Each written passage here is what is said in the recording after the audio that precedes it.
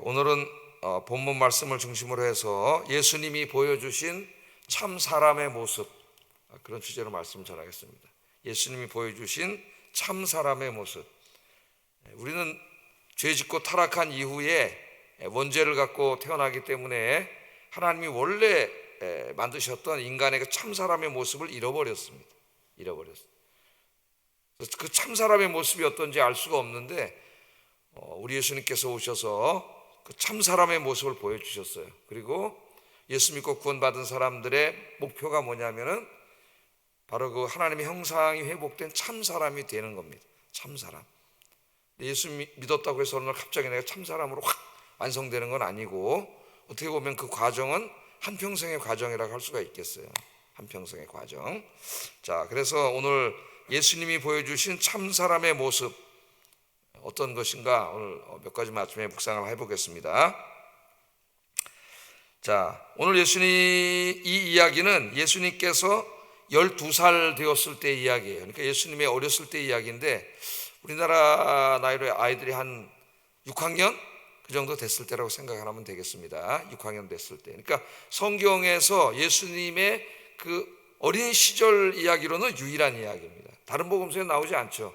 누가복음서에서만 나오고, 또 이제 그 유대 문헌들, 뭐 위경이라든가 이런 책들에는 예수님의 어린 시절 이야기들이 많이 나오는데, 이렇게 읽어보면은 성경이 아니면 금방 알 수가 있어요. 막 예수님이 친구들하고 놀면서 막 요술 부리고 막 그런 장면들이 나옵니다. 난 이제 정경, 하나님의 말씀에는 그런 내용이 나오지 않고, 그 능력이 많으신 하나님이시지만은 예수님이 단 한 번도 자신을 위해서는 기적을 행한 적이 없어요.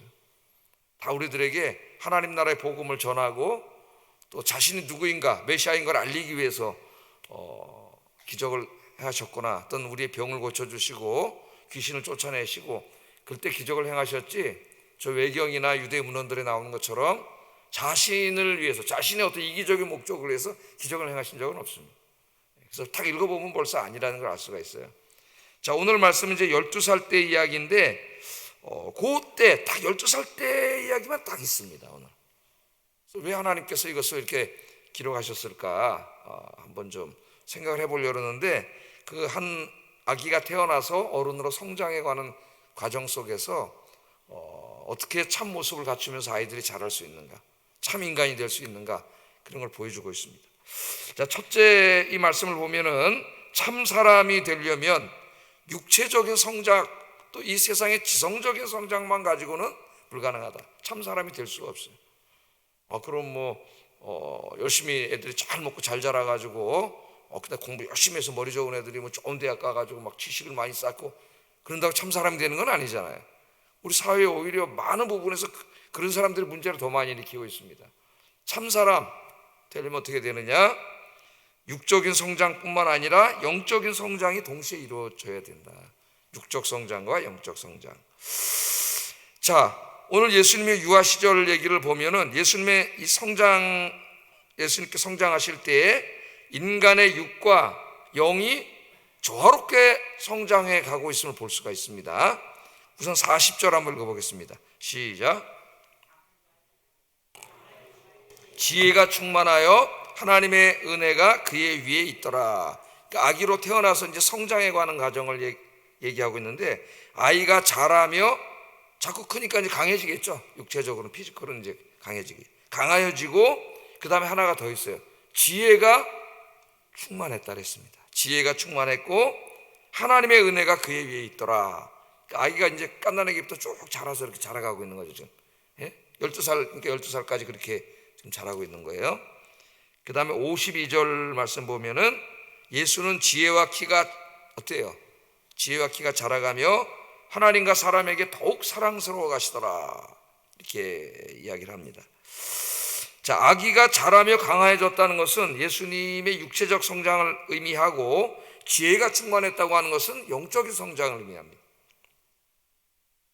자, 인간은 육적인 존재만이 아니고 더욱더 영적인 존재입니다. 육과 영으로 이루어져 있습니다. 그러므로 참 사람이 되기 위해서는 육과 영의 조화로운 성장이 필요해요.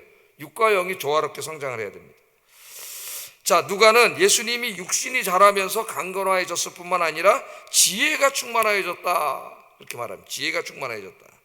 여기 본문에서 지혜는 인간의 지혜, 인간의 지식을 말하는 게 아니에요. 하나님의 지혜를 말합니다. 하나님의 지혜. 자, 예수님의 지혜가 충만했다는 것은 하나님의 말씀으로 충만했다는 거예요. 유대인들의 신학에 보면은 하나님의 지혜가 나타난 곳이 있죠. 하나님의 그 지혜는 무궁하시지 않습니까? 근데 그 하나님의 지혜가 가장 많이 나타난 것이 토라, 하나님의 말씀이고, 그 다음이 하나님이 창조하신 세상이에요. 이 우주 만물 하나님이 만드셨잖아요. 그 안에 하나님의 지혜가 있습니다. 그러니까 성경에서 하나님의 지혜를 말할 때는 하나님의 말씀이에요. 말씀. 그러니까 이 아이가 육신적으로만 애가 이제 잘 먹고 잘 자라서 잘 자란 게 아니라 우리 예수님이 그 하나님의 말씀도 영적으로, 그러니까 영적인 성장을 말하는 거예요. 충만했다 그렇게 말합니다. 어느 정도냐 하면 이제 오늘 본문에 보면은 12살 때 성전에 가서 성경학자들하고 질문을 하고 이렇게 토론을 할 정도로 굉장히 그 하나님 말씀에 충만한 모습을 보이고 있어요. 자, 그러니까 예수님은 자라면서 몸과 영혼이 다 성장해 가는 겁니다. 12살인데 어떻게 이렇게 충만할 수가 있을까요, 여러분? 하나님의 말씀으로 어떻게 이렇게 경건하게 잘 자랐을까요? 태어날 때부터 이제 성령으로 잉태돼서 그렇게 했으니까 우리가 이렇게 이제 생각할 수도 있겠지만은 하나님께서는 그 메시아, 아기 메시아의 성장을 마리아와 요셉에게 맡긴 거예요, 부모님께. 그래서 마리아와 요셉이 이 사명을 잘한 겁니다. 그래서 자녀들은 선물이면서 동시에 사명이라 했죠. 사명, 우리 중요한 사명이에요. 자, 그럼 여기에 보면은 그 예수님의 육신의 엄마인 요셉과 마리아의 신앙생활, 그들이 얼마나 경건한 신앙인이었는가가 잘 나타나 있어요.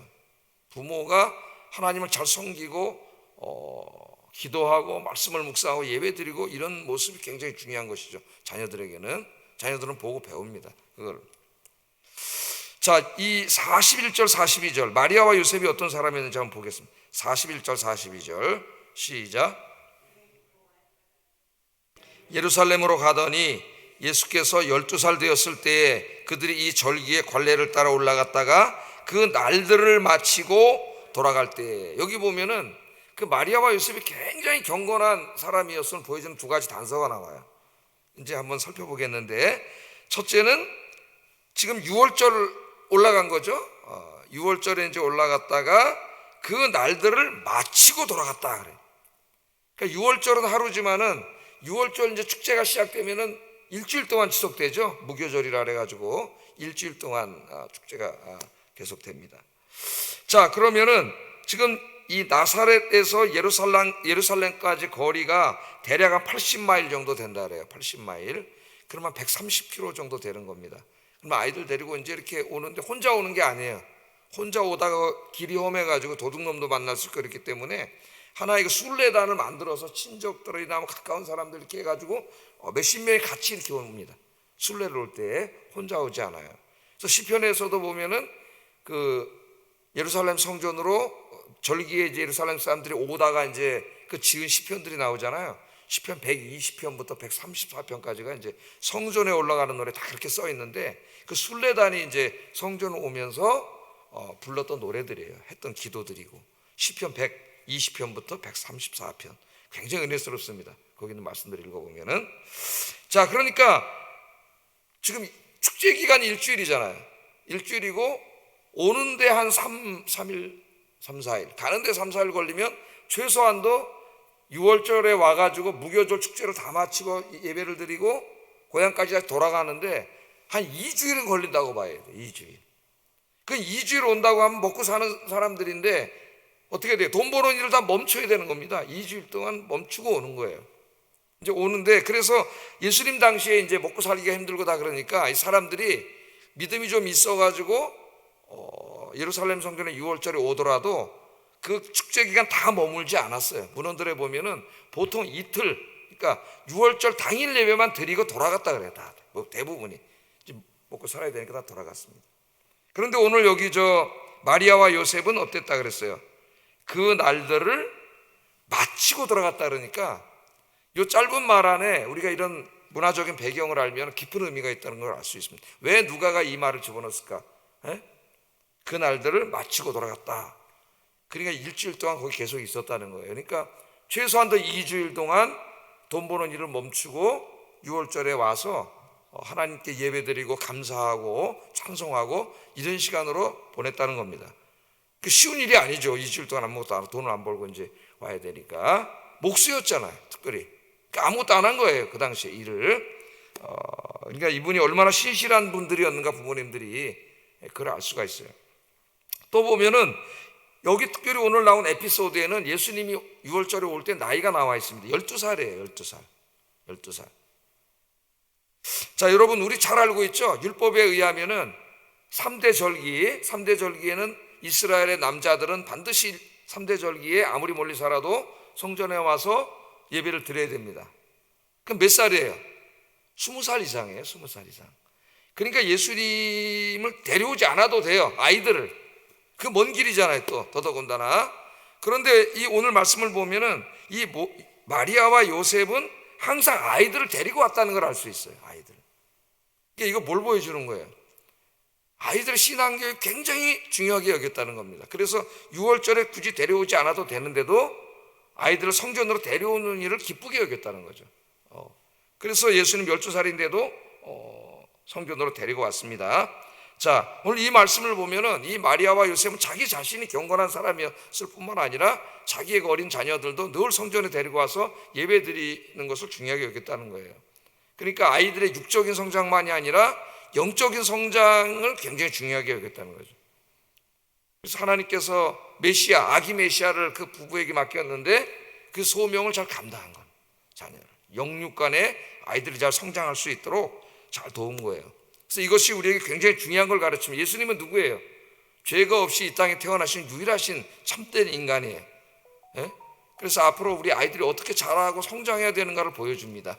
특별히 우리 부모님들이 아이들의 그 꼬마 아이들이 그 유치부, 영아부, 유치부, 유년부, 우리 주일학교의 그 교육부서들이 굉장히 중요한 부서이고, 이 왜 중요하냐면은 육만 성장해서는 안 되고 뭐가 또 성장해야 돼요? 영적으로 성장해야 돼요. 기도하고 말씀 읽고 예배드리고 늘 성전에 찾아와서 하나님을 경배하고 이런 것들을 잘 양육하시는 여러분들 되시길 주의 이름으로 축복합니다. 또 할머니 할아버지들이 와 계신데 손주들 기도하시면서 잘 키우시고, 중요한 것도 여러분 자신이에요. 우리 자신도. 우리 자신이 물론 아기 때부터 믿은 사람도 있겠지만은 늦게 믿은 사람도 있습니다. 그래서 앞으로 우리 남은 인생이 육만 건강한 게 아니라 뭐가 건강해져야 돼요? 영적으로 강건해져서 영과 육이 항상 하나님 앞에 함께 성장하고 건강하신 여러분 되기를 주의 이름으로 축복합니다. 그래야 참 인간의 모습이 회복되어져 가는 거예요. 참된 인간의 모습. 지난주 우리 구역장 공부, 이번에 구역공과도 뭐예요? 영과 육이. 영과 육이 어떤다 그랬어요? 우리가 예수 믿고 구원받은 다음에 하나님 앞에 갈 때까지 성장해가는 과정이라 그랬죠. 그리스도의 형상을 이루어가는 과정. 그래서 언제가 제일 완성된 모습이 한다 그랬어요? 이 세상을 떠나는 날. 신앙생활을 잘하면 영과 육이 성숙하겠죠. 계속 성장하고.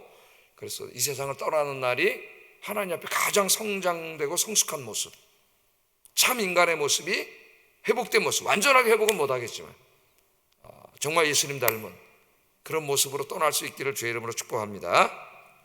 자, 두 번째 예수님이 보여주신 참 모습을 보면은 우리 인간은 이 땅에 먹고 사는 문제만 힘쓰고 애쓰고 그렇게 살아서는 참 인간이 될 수 없다는 걸 보여주고 있어요.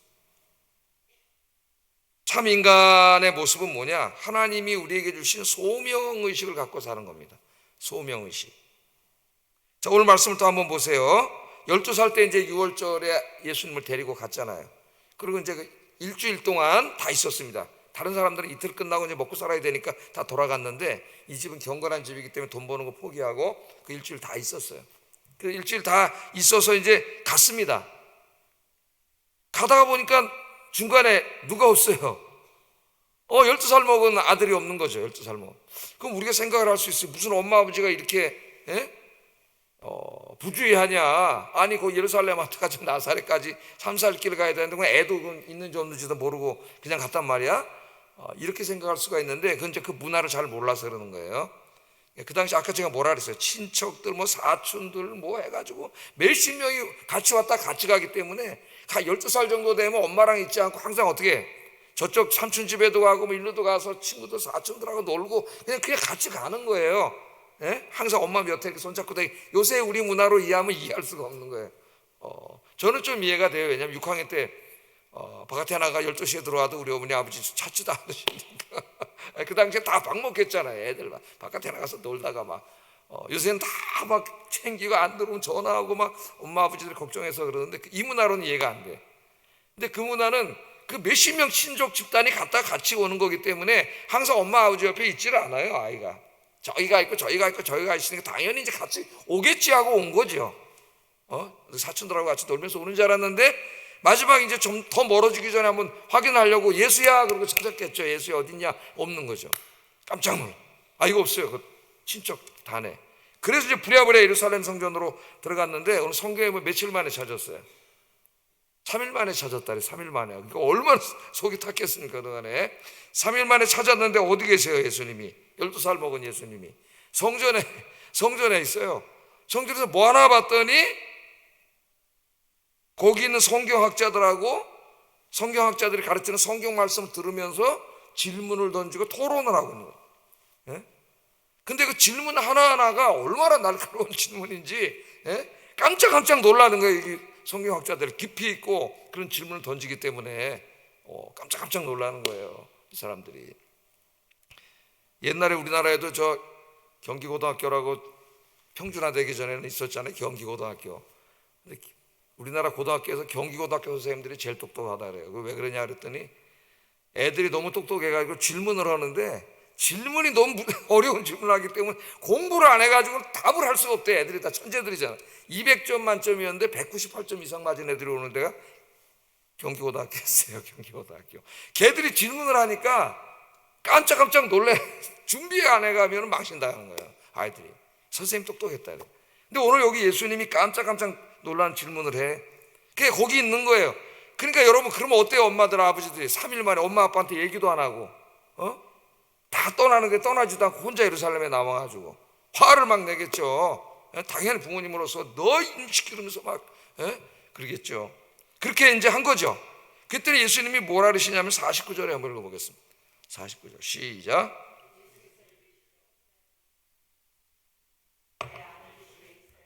알지 못하셨나이까. 12살 6학년짜리 아이가 뭐라냐면은 예수께서 이르시되 어찌하여 나를 찾습니까? 내가 내 아버지 집에 있어야 될 줄을 알지 못하였습니까? 어떻게 보면은 엄마 아빠가 더 화가 날 수도 있는 말같이 들려지기도 해요. 죄송하다는 것도 아니고. 그러나 이제 그 다음 말씀에 보면은 엄마 아버지는 도대체 예수님이 지금 무슨 말을 하는지 이해를 못했다 그러죠. 이해를. 자, 그러니까 예수님은 벌써 12살 때부터 분명한 자의식을 가지고 있었습니다. 자의식을. 누구라는 것을. 하나님이 이 세상을 구원하기 위해 나를 보내셨다는 그런 자의식. 이제 우리 기독교 용어로 말하면 소명의식을 가지고 있었던 거죠. 소명의식.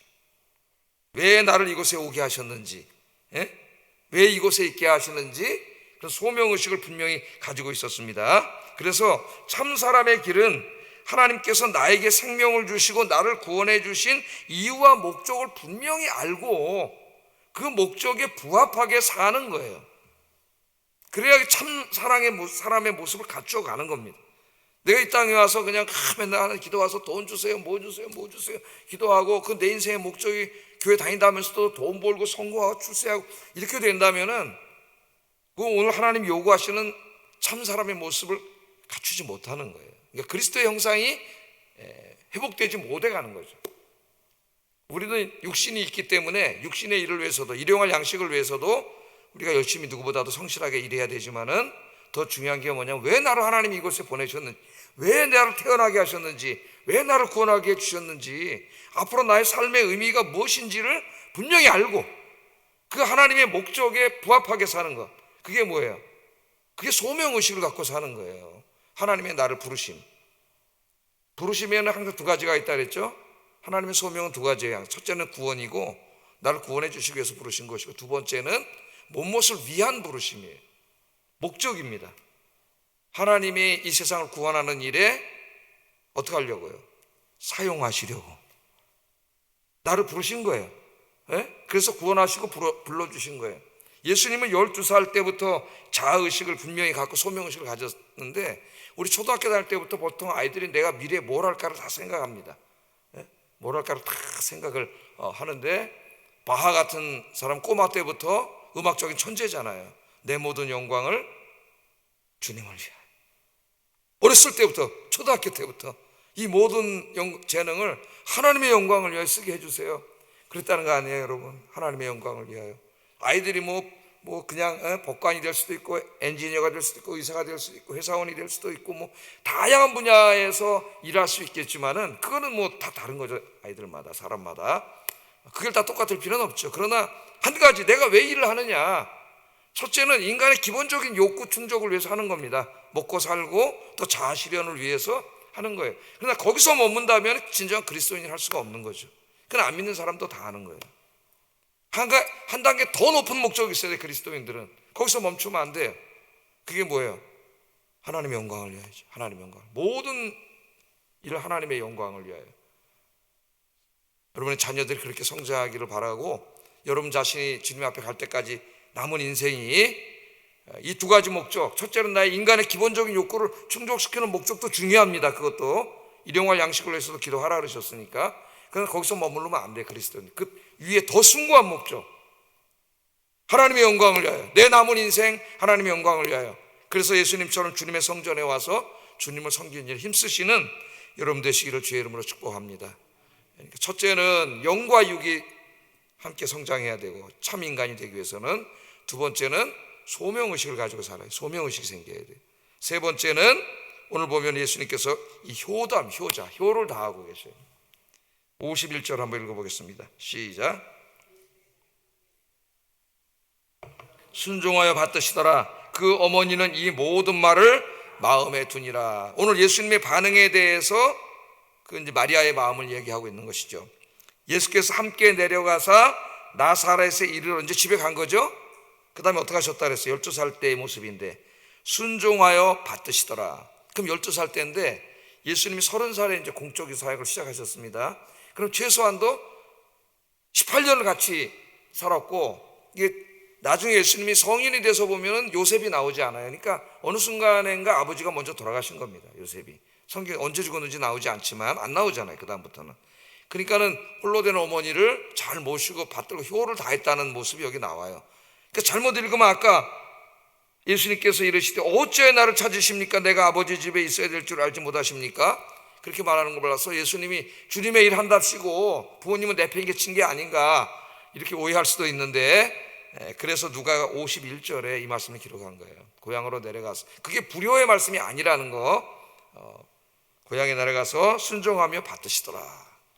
그래서 인간의 관계 중에서 가장 중요하고 먼저 이루어지는 관계가 부모님과의 관계입니다. 내가 태어나서 제일 먼저 만나는 분이 부모님이에요. 참 인간은 효를 다하는 모습이 보여져야 되는 거죠. 거기서부터 시작되는 거예요, 효를. 그래서 제일 먼저 부모님을 사랑하게 되고, 그 부모님을 사랑함을 통해서 이제 아내를 사랑하고 자녀를 사랑하고 다른 사람을 사랑하게 되는 거예요. 이웃사랑으로까지 확장돼서 설명이 될 수가 있겠습니다. 그래서 참 사람의 모습은 뭐냐? 부모님을 사랑하고 효를 다하고 다른 사람을 사랑하는 거예요. 하나님이 누구세요? 하나님이 사랑이시잖아요. 하나님이 사랑이. 그래서 하나님 닮은 참 형상을 갖춘 참 인간의 가장 성숙된 모습은 뭐냐면 사랑이라고 할 수가 있겠습니다. 가장 가까운 부모님께 효를 다하고 가까운 사람들을 사랑하고 이웃을 사랑하시는 우리 아영교 성도님들 되시기를 주의 이름으로 축복합니다. 기도하겠습니다. 마침 말씀을 생각합니다. 참사람의 길이 뭐냐? 예수님에게 배우는 참사람. 나 자신의 육적인 성장과 영적인 성장이 이루어지게 하시고 내 자녀들이 특별히 영육 간에 조화롭게 성장하게 해주세요. 첫 번째 기도 제목. 두 번째, 하나님이 주신 분명한 소명 의식을 가지고 세상 일에만 바쁜 삶이 아니라 하나님의 일에 바쁜 삶이 되게 해주세요. 하나님의 영광을 위하여. 세 번째, 예수님처럼 부모님을 사랑하고 부모님을 사랑함을 통해서 아내와 자식들을 사랑하고 다른 사람을 사랑하는 하나님 닮은 사랑하는 사람이 되게 해주세요. 기도하겠습니다.